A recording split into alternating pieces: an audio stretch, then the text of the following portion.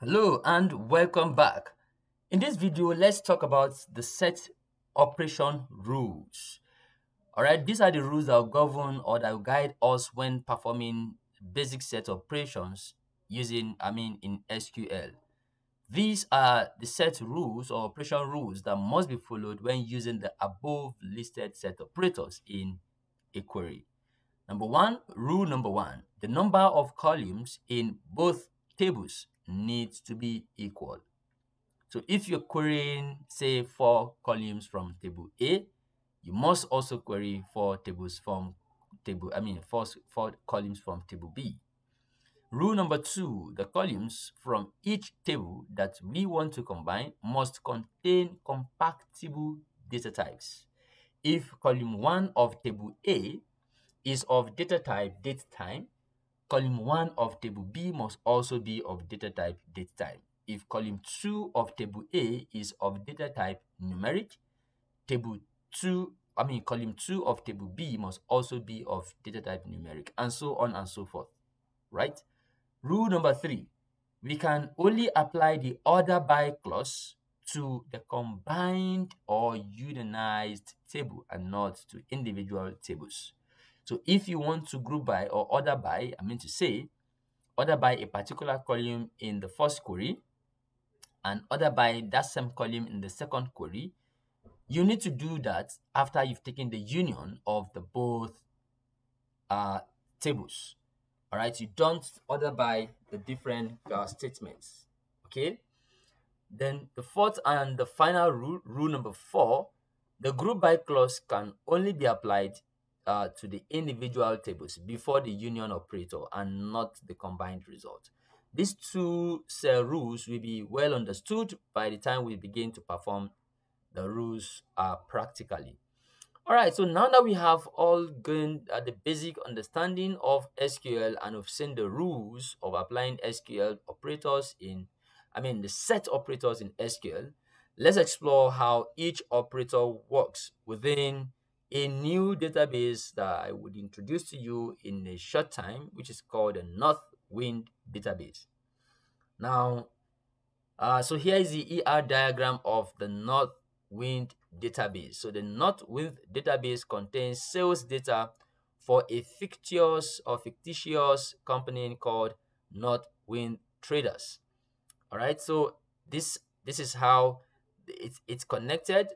All right, so its primary operations of company include global imports and exports of specialty foods. So this is a fictitious data. That means it doesn't exist.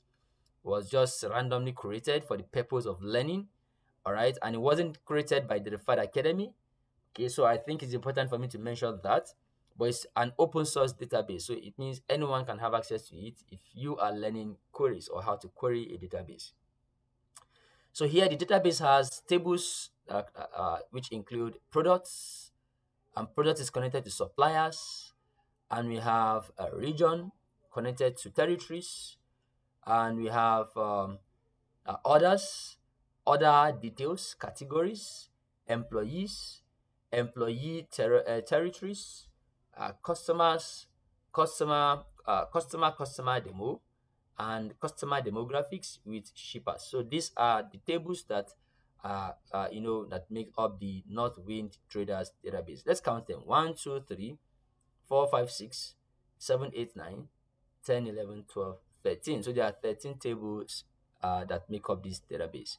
All right, so now that we've introduced the database we'll be working with, that is the Northwind Traders database, and we've learned about the set operation rules, I think it's high time for us to go ahead back to the classroom and get this database downloaded, and then we can begin to write our query starting with the union. So when you come back to the classroom under module 2 of week 4 content, you find the database right here.